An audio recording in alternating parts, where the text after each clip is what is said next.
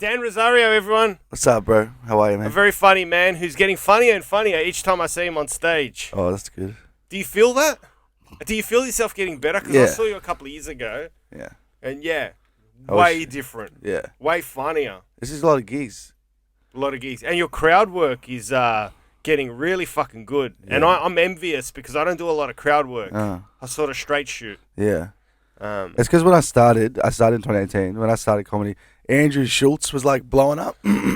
when did you start? 2018. Yeah. I started when I was 19, but I did very half-assedly. But when I started gigging every day, that was 2018. So I started. But I started, and Andrew Schultz was like huge at the time. And he was like, the crowd work guy. So I started doing, me and Altus were doing this. Yeah, right. He's like, if we do 10 sets in a week, 4 of them have got to be crowd work. Dead set. Yeah, so I was just doing What a like, great rule, man. yeah. And where did you do this? At Dirty or just... Or any gigs. Any gig. Although, I remember I used to always time it where Gorilla was on a Wednesday. Every Gorilla, I'd do crowd work. And I'd rock up and I was shit at it at the start. But I used to be an MC at the strippers. So I know how to like pick on people and like do that kind of shit. So I just sort of like do a lot of, I like crowd work. It's fun. And it works with the content because if you get a good clip of you doing crowd work, you put it up. That is easy and you don't waste material. So when people see it, they like, oh, he's got jokes as well. You know what I mean? Is there a formula for crowd work? Nah, I don't like all that shit. There's this band I used to listen to when I was younger. They're like a metal band. And they're Dillinger Escape Plan. You know them?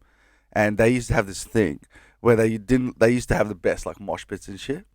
And they used to have interviews. They'd be like, oh, do you like know what to say to make the crowd go crazy? They're like, nah, fuck that shit. We don't like to go, everybody put your hands in the air. Hey, everybody, on the count of 3. Yeah. 1. They were like, that's fucking fake shit. And I've heard some comedians be like, yeah, you have these moves. Like, you're like, hey, what do you do? And you ask them a question that's like a bait. I don't like that shit. Yeah, right. Just fucking go into it, have fun, talk to them, very conversational, you know. How long did it take you to get... I'm interested because I want to learn to do more crowd work because I just don't do it enough. Yeah. But how long did it take you before you broke the ice and started feeling comfortable doing crowd work? I think you just have like one really good set and then you're like, oh, I can do it again. Really? It gives you the confidence. Yeah. How confident are you in crowd work? Like if you were doing the Comics Lounge on a Friday night, would you do crowd work? Well, I've never done the comedy stage on a Friday night. But if I did, I would probably not do crowd work. Just because where I'm at, they'll just book me because I'm like the new guy. Okay. But if I like at Duck Fat where I run it, I'd do whatever the fuck. But sometimes you try and talk to someone, they don't give you anything. You're like, oh, you freak out a little bit. That freak out's good, but you know, like it's like a bomb. You bomb a little bit, and then you're like, oh, that's that. You know? Yeah. Can you cover up the freak out? Do you cover the freak out, or do you let the crowd see the freak out? How does it? What's your? I never freak out like visibly. I don't think. Okay. But sometimes I'm like, okay, and you make a joke about how you're not getting anything out. How of it's them. awkward. Yeah. Yeah, it's pretty chill. Well, you seem like a very chilled guy. I'm pretty chill. People are always surprised when they meet me, like after comedy hours or before comedy hours, and they're like, "You're very relaxed." Excellent. Yeah. Are there two sides to you? Because I tend to be a lot more aggressive on stage, a lot more alpha. Off stage, I'm not. Yeah. I don't think I am. I don't think you're very polite and sweet on stage. On stage, you're like, "He's fucking cunts on the road." You're like, "Fuck, he's It's angry." like it's like this alter ego. It's Yeah. the character. I think it's a character. I'm Yeah. true to myself. I'm Yeah. saying what I want to say, but I think that's the vessel. Yeah. And if there wasn't stand up, I'd be that arsehole at a pub on a Friday night going, "This guy's fucked. What's wrong with him?" Yeah. Just going off at But- immigrants. You going on hard on stage makes me feel like I don't know, like when you started doing comedy, like back in Melbourne when you moved back here, Yeah. everyone was like, "Oh, Johnny Cat's really good shit," and then I saw you get angry. It was that dumpster fire. I remember it perfectly. You were angry, but it wasn't an angry bit. Like you were talking about, it was just like, and you weren't crushing. The audience was sort of quiet, but everyone was listening. And I remember thinking, fuck, he's got like this sort of like, imagine that you're like a glass of water and someone gets like the red dye and drops it and you just like infects the audience with that sort of thing. So even though the water's not completely red, we all get the tone of what you know what I mean? Sure. You know? So I started doing that. Now I feel like I'm sort of channeling this a bit of anger and it's making me better. Because I think I realized like, because you're not an angry person off stage, when you allow yourself to be present with a feeling on stage, it's very authentic, and the audience go, "Oh fuck!" Like I'm angry too. Like it's infectious, you know. I do that to break in new material. I think I try and get angrier, passionate, so that I can get some sort of hook into the crowd so they can listen. Because I know the punchlines aren't there, or if they are there, they're very weak. So I try and get them on board somehow, rope them in, and then try and find the funny. Yeah, hard. So That's like the opposite of what Chris Rock does. what? Yeah, I You've heard that. this? Yeah. He gets on stage really quiet, Yeah. somber, and just. He just says a joke like, "Hi, so you ever notice this? Very stiff." And That's then, fucked, man. I paid for Chris Rock. Yeah. On horse tranquilizers. well, I think he does that at the clubs, and then when he does his hour, like he comes to Chris Rock live, he's like, "Hey guys, what's going on? What the fuck?" Yeah. Yeah, it does all that shit. And I think that like I'm like you in that sense. Like I sometimes have a new bit, and I used to see it as a weakness. Like it was like cunts would say toxic masculinity, if you will. Yeah, yeah. But you rather than just go up and do the bit, I'd be like, "Oh look, yeah, I got to say something, and it's not worked out yet." Like I'll cushion it with all this fucking bullshit yeah. to make the audience go, and then it works. I'm like, "Oh, cool."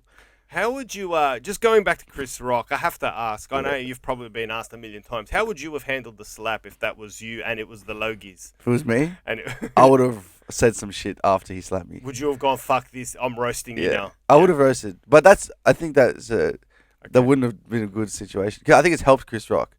Absolutely. Because the majority of people are going, he handled it so professionally. Yeah. Which is probably like better in the long term. Very much so, because Will Smith put his foot out of line, not Chris. Yeah. Chris was the victim. Yeah. And it's He's cool. the Ukraine in all of this. And he sold out, so he won. Yeah. Maybe if he went, well, your fucking bald head ass wife has been fucking it. Oh, that would have been great. We would have liked it, but I don't think people would have liked it. People like boring middle American, middle Australian people like, hey, you went too far. You shouldn't be. Like, even when because you saw my story on Instagram, I put up like, fuck Will Smith. I went like hard as fuck. Did ya? I got so angry. And then I put that up and I got so many replies going like, you cannot joke about health. Health is the one thing you can't joke about. I was like, bro, that's not true. There's so many things you can't joke about. Like, I got into this discussion. The worst discussion to come out is like, should you say that? Like, this is the old fucking never-ending debate. Like, is there things you can't talk about? It's like, I have no interest in fucking having this conversation. But, like, that was the conversation people were having. So, I think if you went even harder, which would have been funny for us, it would have fucking shot himself in the foot hard. So, you've got a decent presence online, right? So, do you get a lot of, I'm going to go to the nth degree. Do you get death threats? I've had 6 boys pull knives on me at a party. Really? I've had... based on your... Fatima. Fatima, the your guy's character. mum's name was Fatima. And I thought it was fucking... I thought he was joking when he told me. And he also... Fatima's It's a fucking shit name. I don't know. It is what it is, man. So is Stavros. Yeah, God. And Spiros. But fuck. Fatima's also the name... We're not going to pull a knife. The name of Muhammad's daughter. Right. The Prophet. So... Prophet. But wasn't Muhammad banging girls that were 14? That's what I fucking... Bro, there's so many... I think he's just cut, the guy who did it, because I'm having success and Fatima's taking drugs and his mum's a holy woman. So he's like... He's a stupid cunt. But I had to stop doing I can't do Fatima anymore.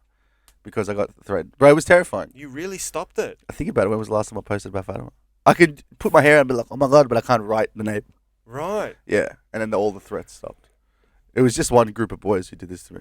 So they approached you at a party and just cornered you. Well, the guy came up to How me. did it play out? Like, were you just go, oh, thanks, guys, yeah. And they go, we want to talk to you about your... This is like a big house party in Brighton. So these wogs who, like, we used to hang out with, like, Northcote wogs. They went or rent this mansion in Brighton, and they're just like, fuck chicks. They have a pool. They have, like, a sauna. They bring the motorbike in the sauna. This crazy cunts, right? And they're all Is this a yearly thing? No, they do. They live there. That's just their party house. Fuck, those poor white rich neighbours. Yeah, they get in trouble all the time for shit. But they had this fuck off party. It was like 200-300 people, right? Fuck. I got invited, and I'm excited to go to this party because not only all my mates, but also like the people I used to hang out with before comedy. Also, all my fans. It's all like the doof people, the Chapel Street crew. So I was like super excited, drove in there with my mate, and everyone at this party knows me or knows my videos. So fucking people coming up to me, shaking my hand, hugging me. I'm fucking. It was very nice. So a bit of ego. Awesome. Bit of ego coming out, you know, having fun. There's chicks there, you know. Anyway, this guy grabbed me on the shoulder, and he's like, "Bro, fucking Fatima." He's just going off me, and it was like, it's just on the dance floor. There's a DJ playing. There's a pool. There's chicks in bikinis. So I'm like, "Yeah, bro, Fatima."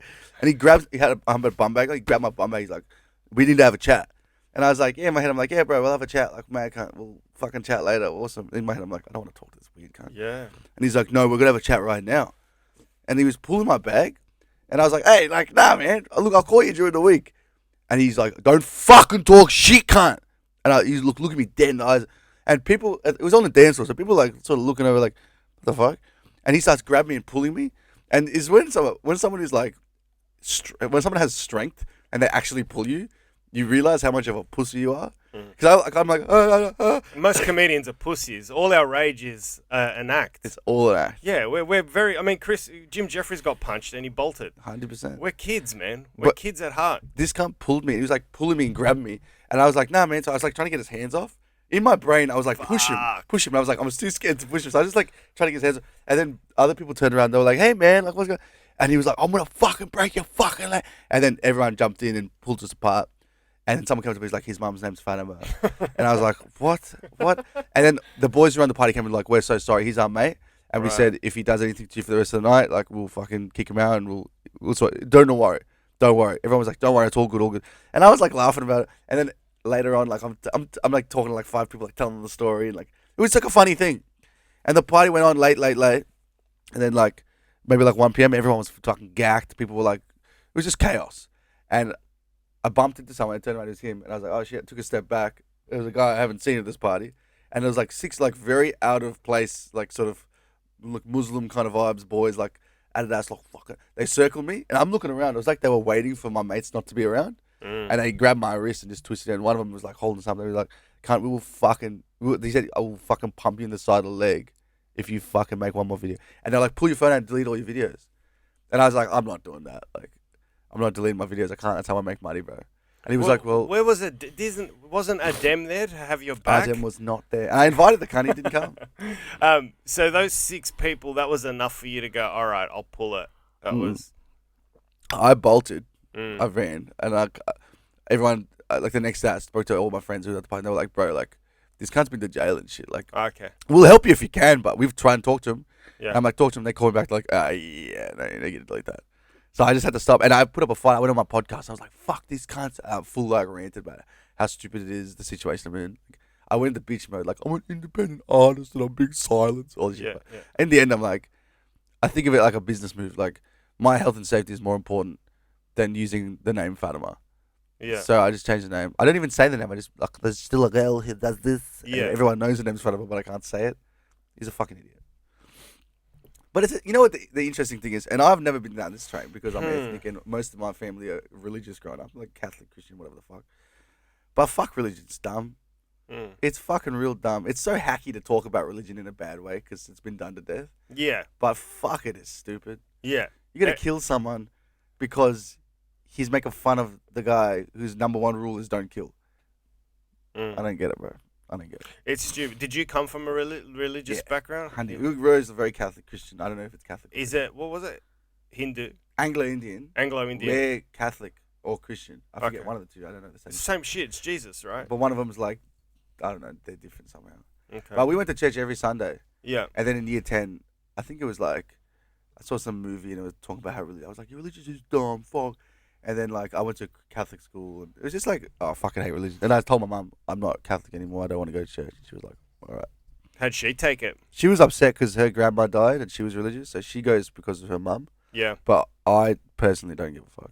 I don't go to church or anything like that. I'm religious only for my mum's purposes. When my mum passes away, I think that's it. But for now, I do it for mum. I'm not eating meat today. It's Greek Friday. It's a Greek Friday. Yeah, I don't eat meat just because of my mum. I worship my mum, not JC. I like that. Look, JC. JC sounds like some wog. So do you think twice now when you're producing content for Instagram and your social media platforms, or do you not? You still go in balls deep? And don't think twice. I just don't. I just sort of blocked out the name Fatima. But you know what? It's an interesting point, though. I sat with the thought for a bit and spoke to some people. This is going to come up in our lives, you know.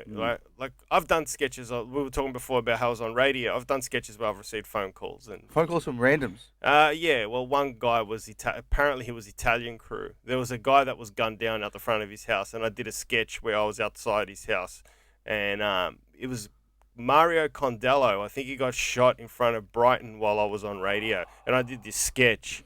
And I had a phone call going, just stop it, Johnny, just stop it, just stop it, get off air now, don't talk about Mario like that, just please. And it was enough in the tone that I heard the seriousness of it. I'm like, all right, I'll pull it. Yeah. So I pulled it, but... Why do cunts get violent about it? Like, I get it. like joking about religion can be offensive to someone, and Yeah. especially like a death. But like, don't you hear that?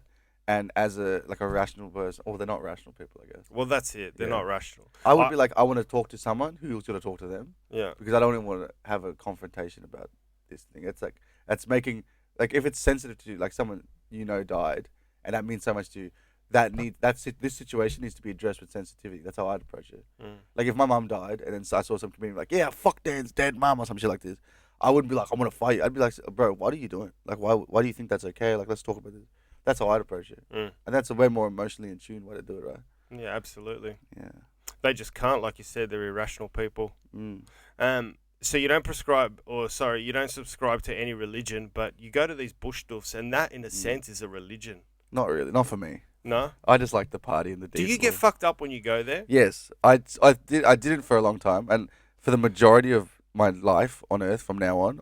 For those who don't know, Bush Doof, it's like it's a 4 or 5 day festival, right? Yeah. Out in the middle of nowhere, and it's trance music. Trance, sometimes it's techno and house music. Yeah, and the light shows are sublime. Yeah. Well, those are there's different kinds of doofs now because they're popular. Okay. So there's like white people doofs. It's all house music and oh my god, yeah. It's Are they all intense at the end of the night? Kind of. Some of Okay. them have like the glamping things. But the doofs that I like are the fucking OG, like come from the 90s rave world. Like the fucking, bro, we got a fucking doof. And it's hectic sidechains and light shows, like you said. And why do hippie- they appeal to you? Because you just get loose. It's like you're a fucking kid in the jungle running around with no shoes on. You just don't have any care in the world. And I think for me, I care a lot about what people think of me. So at these doofs, it's sort of like, Yeah, right. Is there an age cutoff where you're like, bro, come on, how old are you? me? No, for you. Are there, like, do you see people and you're like, Yes. mentally, are you like, dude, you're too old for this shit? Yes. Yeah, and what is that age I cutoff? see it at 25. 25? If you're not in the doof world, Yeah. like if you're like a guy, Like a DJ or something like that, or? or if you're like helping out the festival run, or Sure. you and your wife go every year, some shit like that, that's fine. Someone like me, I'm like, why the fuck am I going to these stupid things? Yes. The only reason I go is because my following are there, and the last one I went to, I was performing, and also when I was there, I'm plugging myself. Hey, they doof guys. People come up to me, taking photos, and I come home and I've got like 300 followers. So it actually helps. It actually helps my career to That's go and take drugs in the bush. So Yeah. Who would have thought? yeah. Do Yeah. you go? Have you been?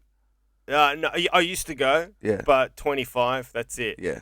I did MDMA recently for the first time in 10 years, and my brain was like, don't you ever do that Why? again. Well, like during or after? Just like, why am I doing MDMA? I'm 45. Like, Yeah. why are you doing this shit? Yeah. Like, stop it. So I feel like it's different at your age. Yeah. You can now.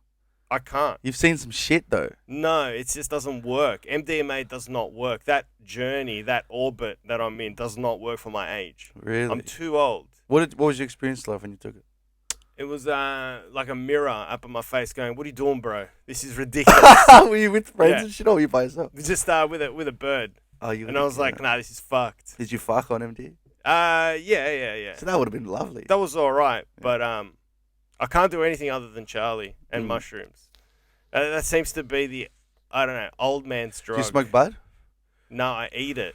Oh, like the brownies and shit. Yeah, I'm spewing. I haven't got one for you. I can't eat. I don't take drugs, man. I took drugs at Esoteric Festival this year. Okay. Previous to that, it was, What'd you take? I took pingers. Oh, wow. I took pingers. Are they called MDMA caps or are they called Eckies? So there's pills. You press them, the little. Yeah, that's what I grew up on. But no one has them anymore. Everyone likes caps because it's pure MD. Yeah. But I'm fucking. I used to hang out with a lot of Arabs and wogs and shit. Yeah, the And we like the hard shit, the pingers, like Pingers. OG, you know. The Mitsubishis, they were stamped with Mitsubishis. Pink Mitsubishis, they were the best. And green Heinekens. Yeah, right. And they're mad. So we were just eating them all festival, and that was just like silliness. I can't do hallucinogens anymore, especially at a festival. People are talking to me and shit. Like if I go, I like my shit's like you go for a hike with my friend. Yeah. It's if I- solitude. Yeah, it's quiet. It's a personal thing. That's religious. It's a personal thing, yeah. Yeah. But if I can take a pingers, that's just social. Talking to chicks, jumping around off stage, Yeah. boogieing, getting the energy out when you're dancing. That's MD to me. Mm. But even like you said, like I can't take gear anymore, especially marijuana. The second I have any gear, I just go, "What are you doing? You could be doing something for your comedy. You could be doing something for your body. Yeah. You could be saving money. You could be fucking riding. There's so many different things you could do. Yeah. But taking gear, I don't know. I don't know how people do it past 25. Yeah, I agree. Because you've got an ambition now. You got something to do, and I think that's so you're pouring yourself into comedy, right? Yeah. That's a full-time pursuit now. Yeah, 100%. Okay. Yeah. And I got something to lose now too. You know, when I was 23 and I'd go to a doof and it would just be like pure sociality. I had nothing on in the background. I was just like a vessel for party. And for example, if I go to a doof just for pleasure, it's 4 days, right? Or if you just want to go for the weekend. On that weekend, I'm missing like 5 gigs. Mm. You know what I mean? And I want to get better. I want to get funnier. You know, I've had the party. I've done that. So why would I fucking invest more time into the party when I can invest it in doing gigs? Mm. Which is, honestly, gigs are funner anyway. Way more fun. Yeah. Oh my God. A lot of, there's nothing more entertaining for me than going to a horrific / very good open mic. Yes. Where the crowd punishes shit acts and rewards good acts. Yeah. I love that. It's gladiatorial. Yeah. Like the Colosseum. If you're shit, you're going to be chewed up. Yeah. And if you're good, you'll be rewarded. 100%. Like last night, the Funny Bunny in St Kilda, that descended into Madness. a bear pit. It was awful. The bear pit at Exford isn't the bear pit anymore. Great. It's great. It's a good gig now. It's a good gig, and it's like People are belting 90-year-old Tyson and saying they took on Tyson. Yeah. No, you didn't. The bear pit's gone. It's not like that anymore. I 100% agree. It's always like a warm crowd. They want to laugh. Yeah, it's a normal gig. I've had people, because we did shows for the festival, I go, what other shows have you seen? And they go, oh, we've been twice. We go to that one in Russell Street. I'm like, what is it? Like, I'm thinking like Mantra Hotel or something. They go, oh, we go to the Exford. And people go to the Exford, could drive into the city, like a family will go to the Exford and go, yeah, I went to the comedy festival and go home. That's not a fucking bear pit. That's like a nice comedy festival. Yeah, right. It's free, so they go. But like, I don't know, from when I started, people used to say, oh, the bear pit was like fucking the hardest gig ever. Like, you can bomb. It would have been. Yeah. It was. Yeah, I remember vaguely, like it was. Yeah, it was unplayable unless you screamed at him and had a joke every 20 seconds, but a good joke. Yeah. So it's hard. I haven't seen many people do well there. What's the hardest gig that you've ever done? Like, not like a once-off, like a repeated gig, like even in the UK. Like, was there a gig that you went to all the time? You're like, that's the fucked one. Probably in Bournemouth, which is an hour and a half south west of England. It was a stag. It was a nightclub, and it was stags and hens. What, like bucks parties? Bucks parties and hens parties only. So you'd be like, in the crowd would be 4 different bucks and their mates mixed in with 5 different hen parties all together, all racking up in the dunnies before the show. Yeah. Everyone's like finger banging the other parties they're all cross rooting it was most unplayed. And there was inflatable penises in the crowd and straws with penises and no one was paying attention. Yeah. That had the tendency to be a daunting dig on your diary where you're like, fuck, I've got to prepare myself mentally for this. Yeah. That was frontline warfare. That was, you come out and you just fucking hit them hard. And how often were you doing that gig? Every month on a Saturday night. Once a month, Saturday night. Worst is I lasted 7 minutes once. Yeah. Because I caught some guys doing blow in the dunny before the show. And then when I got on stage, I was like, hey, they're the boys that were racking up. And the security goes, who's racking up? Oh. And then he went to kick them out and they turned on me. And the birds that they were with, that they promised them blow, kicked the dick at me. And I grabbed the dick and kicked it back at them, knocked their drinks over. And then it was on. Was it fun? Couldn't save it. Yeah. They rushed the stage, security got involved. And the promoter goes, just get off. Was lighting me and going, get off. That was the hardest gig I've ever done. And it was this like a booked gig or was it open mic? Booked gig. Fuck. Yeah, so they had 3. I was so... kicked the dick at them. Yeah, I was so bad. I was so bad that night. I remember there's a Sydney comedian called Dave Eastgate. I don't know if you know him. I think I've seen the name float around. But Dave Eastgate was on after me. And he goes, during the break, he goes, mate, are you okay if I do what I need to do to separate myself from another Aussie on the bill? And I'm like, yeah, man, just fucking do it. So he goes on stage and the crowd start booing because there's another Aussie. Because I wasn't a wog over there. I was an Aussie. And the crowd were like, boo! And then Dave goes, hey, shut up. Don't lump me in with that other shit that was on before me. And I'm like, just do it. Yeah. It's fine. Did it sting a little? Yeah, fucking oath it stung. But I deserved it because I didn't play it right. Yeah. I fucked it. That's the fuck thing about comedy that I think a lot of open micers definitely forget, especially in Melbourne, is that your job as a entertainer is to entertain the audience. It's them. It's a selfless act what we're trying to do. We're trying to make them have a good time. And I think with doing a lot of open mics, you can get into the repetition of like, this is for me, I'm writing these jokes are going to be on. But when the audience don't like you, and sometimes your mate's got to shoot you in the foot to get the laugh, to make them happy, you got to like be a bit selfless and be like, just let it happen. You know? Yeah, that's right. It's a cunty game sometimes. Oh, absolutely. That's what I love about it. I think secretly I love the fact that you can't work it out. Just when you think you've worked it out, you'll get a nasty surprise. Yeah. Like none of your stuff will work and you're back to square one and it just freaks you out. Yeah. And as much as I hate that feeling, maybe I wouldn't want it any other way. I don't know, because I think if I had it any other way, it'd be too boring, too easy. Like, sometimes I'm envious of people like pilots because no matter what plane they jump in, they'll fly it. Yeah. They get it. It's just physics. Whereas but for they us, get bored of that, man. they get bored of that. Yeah. If comedy was just crushing, You'd get bored, yeah. you'd fucking like on to the next thing. Yeah, on to the next thing. Yeah, Yeah, you're right. 'cause You'd move on to acting or something. Yeah, that's a challenge. That's why people who just do the comedy festival, like you know what I'm talking about. Like every year, They come out of nowhere. They come out of nowhere. They do about 3 weeks of open mics, and then they do their fucking solo. Yeah. And they're like, especially if they're like not straight comedy. It's like a musical comedy or a queer act or something like that's got another focus. They sell so many tickets during the festival, and they disappear straight afterwards. And they come out the following year, and it's fine. They get rewarded for what they're doing, and for a lot of people, they like it. But I don't think that they experience the crush of a bomb. Like it crushes your soul, and that is like, it's like even this festival, from like because we did 6 shows, right? Me, Fergus, and Casey did 6 shows together, like a split bill, and we booked it so late because we're like, we got to book a festival. We only got the spot because Casey's a female, and the guy who books the venue were like, we just need one more girl. Right. So we got this trio So together. you sent her in first. Yes, and we did that well. Yeah. And I spoken to so many different people about the festival, so many other comedians that we performed with, and they were like, just prepare for some of them to be shit, because 1 or 2 nights will be amazing, but some of them will be half sold and it'll be awful. And I was like, fuck, this is gonna suck. But like, you know, I've done a heap of open mics, I'm ready for this shit. We sold it the fuck out. And I remember thinking, oh, this is so easy. And I thought about it, why have we sold out? Well, you saw that because of your following. No. And Fergus? No, not true. Fergus didn't fucking pull a single fucking cunt.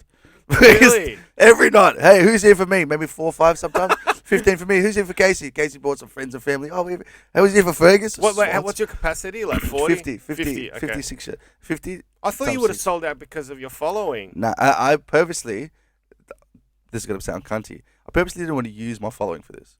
It's a split bill. Because you wanted to build? I wanted to just see how it works. Okay. I have this sort of following that sort of dilutes what it's like to do the festival. Is that your crowd at Duck Fat? That's all my followers. That's all your followers? Everyone there is just there for me. Got you. But with this show, I'm like, I want to see if I can have an authentic comedy festival.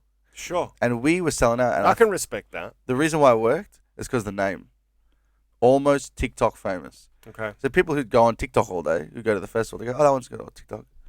Oh, people we fly shitloads on the street every night. Once we had 30 tickets sold, we got 20 people in. So we're doing good based on these little other things that I'm proud that we sort of lent into a little bit. And I remember thinking, like, because of these sort of little, like, marketing techniques, I think that someone applying for their first comedy festival has a cool name, has a cool poster, they're cute. You know, it's like quirky gay guy with like a colourful poster, and the name's like, that's so bitch. Oh, fuck, I don't know. That is going to sell out at the festival. Because the festival, like, that's although my next poster. It's the comedy. Oh, yeah, I would love I'm you in like a taking that. bikini. Like, I'm taking it. but like, I can picture like the Melbourne Comedy Festival is so queer focused now, right? So many of the people who go, the young people who go, are so like. They were always diverse, though. Yeah, of course, yeah, okay. But always. it's not straight stand up anymore that sells out. You know. No. Like I've been to so many shows just to watch. Like I want to go see this guy.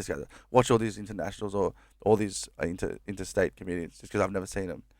The one show that I will say was heaving. It blew my mind. I was like, I was rethinking my whole game. It was Hot Department. we're a sketch group. It's a lady and a gentleman, and they're taking their clothes off, and it's music, and they're doing jokes. It was packed, like 300, packed on like a Thursday at like 11:50 p.m. Wow. It was jamming, and I was, bro, my jaw was fucking. I was like shocked. I was shocked. I was like, this is like the festival, and shows like this, like Queer Focus, fine, like all this shit. That's what sells. And for us, just doing stand up, it's so difficult to push because it's oversaturated the festival. They're like, why would I go see this guy just doing stand up when I can go Sure. see this fucking fun, fantastic, whatever. More senses. Yeah, and the Yeah. things like name their show was called Hot Department After Party, and the poster was like them looking all saucy, you know. And I'm like, this is like people who do the festival once a year only experience this glorious, illustrious gigs because their marketing's so perfect. Mm. You know what I mean? But cunts like us who just gig all the time, permanently, forever, we see the bottom so quick. And it's like, it strengthens you up. And that's why, not to shit on anyone, but we are funnier than those festival acts. Mm. Because our nervous system is a lot more tense and ready for failure. And even when it fails, it doesn't hurt us. Well, yeah, I think if comedy was warfare, we're frontline troops. We're just like trying to learn day in, day out, and we go through the shit. We just wanted to learn stand up, I think, and you're part of that. Yeah.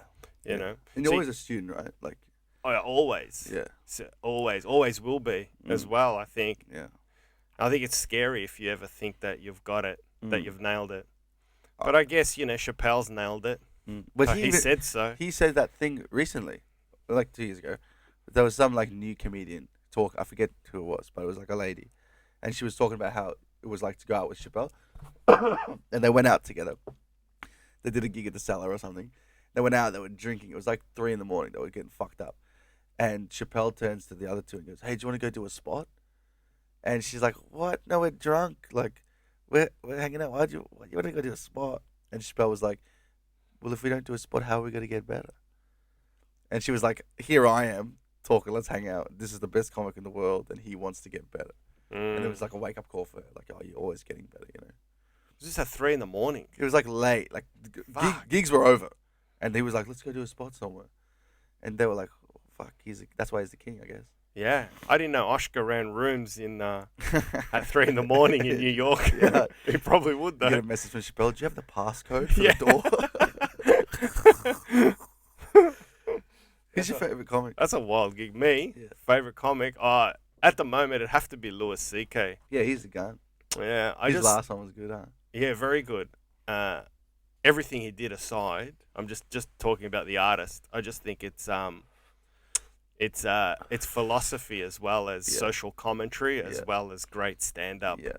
And I don't know how he's gonna come at me. And I think that's the biggest joy I get out of stand up, not knowing which angle you're coming at me from. Yeah. Whereas Bill Burr reminds me of like a Dave Hughes. Yeah. Like I know they're gonna get up and just go. They're gonna come at me from this exhausted blue collar angle shit.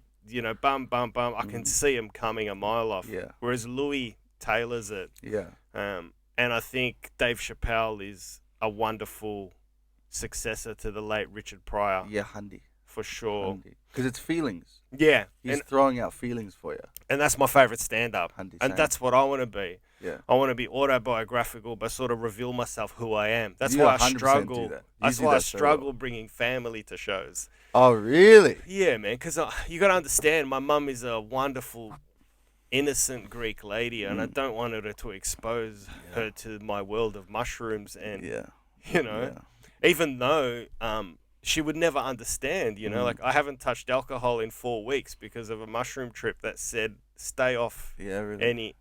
everything Yeah. except for coffee. Yeah. That's all I Wait, allow how many myself. mushroom trips you taken? How often do you do it?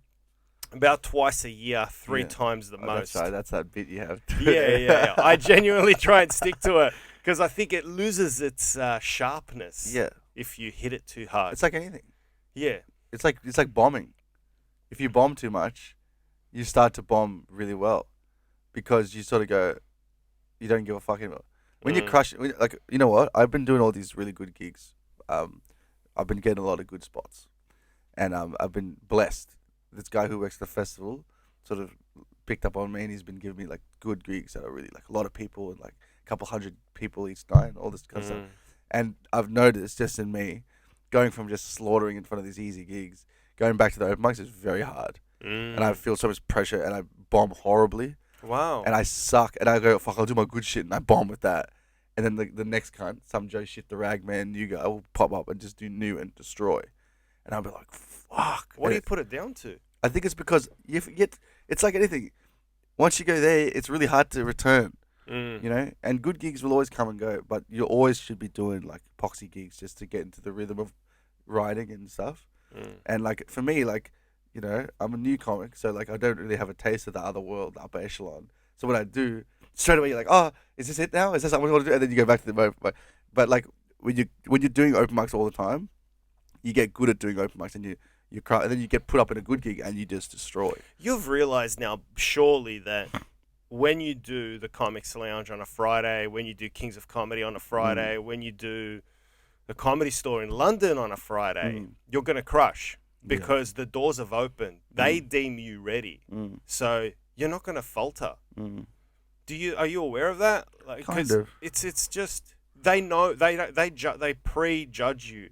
They've seen your material. They know what you do, and they know full well management that you're going to crush in their room. Yeah. And the audience on a Friday night at the store in London, they've paid something like $60. Oh fuck! Really? Aussie dollar, like £30 to be there. That's so insane. there's this trust that's given. Yeah, they've already invested in the show. Absolutely. Yeah. And they know we're paying $30. It's the center of London. This guy's going to be great. So you're going to come out. You're going to be nervous, but you're going to crush. Yeah. Well, that's what I've noticed. I love those gigs. Yeah. And they're fun as fuck. So it's interesting. You'll learn Yeah. at the bottom end of the ladder. Yeah, you. That's where you learn. That's where you actually figure out shit. Yeah. And that's where you get your tone. That's where you understand what you want to talk about. Yeah. That's where you find yourself and you perform Yeah. in the plush rooms. Yeah. And in the plush rooms, I feel like I've been doing Comedy Republic a fair bit, right? And the one thing I've noticed about Comedy Republic is it's a bit easy. It's a bit easy. And I feel like sometimes I'm up there, I'm like, I feel hacky. You know? And then I'm going back to the open mic and I'm like, whoa, this open mic's so shit. But like, I wasn't like this 3 weeks before I did this fucking other gig. So I think when Comedy Festival ends, it's like an end of the series of good gigs. I'm going to go back to the mics and just fucking push. So I'm going to Sydney. I'm moving to Sydney in May. Oh, permanently? Just for 6 months to see how I go. Yeah, right. See what's up there, you know? Yep. Just smash it out, all these new gigs. That's great. No friends, no distractions. Just focus on writing an hour. That's what I want to do. And like, it's got to be good to go just like be known at these open mics. So you literally got no one up there? I've got no friends, nothing. Cool, There's man. one. That'll be exciting. There's one, like, there's a few comedians I know. And I think my sister used to live there. She got some friends, but no, like, social scene at all. So you're just going to hit the ground there in the open mic scene? And Yeah. That's fantastic. I couldn't get book spots there because all for those sure. dudes know me from Instagram and shit. Yeah. But I want to suck some dick, man. Yeah. Yeah. No, look, sucking dick is good. That's how you learn to get good at it. That's how you got so good, right? Definitely. If only I could suck dick to get to the top. What's doing comedy in the UK like? Because I like from when I started comedy, I was kind of upset because I wanted to be like I used to love that Louis C.K. show, Louis. You ever watch the show? Yeah, yeah. That show, like, that was like a fantasy. Mm. So I was like, I'm gonna start doing comedy and I'm gonna get to like do New York. And I came to Melbourne and I was sort of like upset. It's like it's not the same here. But my plan was always to fuck off to another country and do comedy. That was like my dream, right? And Alessia's obviously moving, my best mate, he's moving to fucking UK. And I'm moving to Sydney for a bit. And I'm thinking like, I want to go to New York and do it. But it's terrifying. Just the idea of what, like, things are going really well for me here, right? I'm sort of building up a nice little thing. And if I stay here for 4 or 5 years, I probably could be like a good comic in Australia and make money and have a lovely life. But there's this sort of fear, like, if I jump ship too early and go to New York, everything here just goes, all right, he's gone. And I try there, and what if I don't do anything there for 6 years? Come back, and that terrifies me. And how much does it terrify? Does it terrify you towards inaction? Nah, so you'll go. Yeah. I think ultimately you're going to do what you do. What you do, you'll decide what you do for yourself, and it'll be the right decision. And I think anything else will be, you'll have the benefit of retrospect one day in the future. But having said that, you will decide what to do with your own career, and it'll feel like the right thing. So if you stay here out of fear and don't go, then you're going to hate yourself. And you're going to be complacent on stage. Yeah. Yeah. I wanted to go because I wanted to go as far back as 2000. Like, yeah, I mapped it all out. I had pinpricks on my wall of a map of London with all the fucking gigs. Yeah. And I was ready to go. Like all the spots to go All to? the spots. Fuck. Train lines. What's the best area to live in London to get to all these gigs? What time was the last train home? I mapped it. I planned it. I went. I planned to stay for 3 years. I ended up staying for 10. But what brought me back was I had a fiance at the time. We wanted to live here again. And I genuinely started missing home. Yeah. I felt that I needed my soul to grow so that my comedy could grow. Yeah. I genuinely believe that. I needed to be here. I was on the road a lot. Since being back, have you noticed that your comedy has changed at all? I think it's gotten deeper and more personal, and way more enjoyable for me. Yeah. You know what? I agree with that. Because the first time I ever saw you was at the lounge, and I think you were like just come back. Yeah. And I remember seeing you, and it didn't tickle me. It was like I was laughing and stuff, but it wasn't like it didn't grab me. And it was when I saw you like a couple of months later at Dumpster Fire doing the crazy shit. That's when I was like, who the fuck? This is like I've never seen anything like this. So I agree. I think what you said is true. Yeah. Maybe like what you said about your soul, like being here more in tune with your mum and your family, and obviously like you're coming here, going from Australian to Wog, which is probably what you identify with way more growing up in that. Absolutely. So being in tune with that energy and like rolling around in that source, it sort of unlocked some other deeper, richer ideas in you. Yeah. And I think to answer your question before, when you said what were the gigs like in London, I think the gigs in London are the same as the gigs in New York that I did, and the gigs are the same as Melbourne. They're all the same if you're not famous and if you're unknown. The crowd look at you like, who the fuck are you? You better win us over.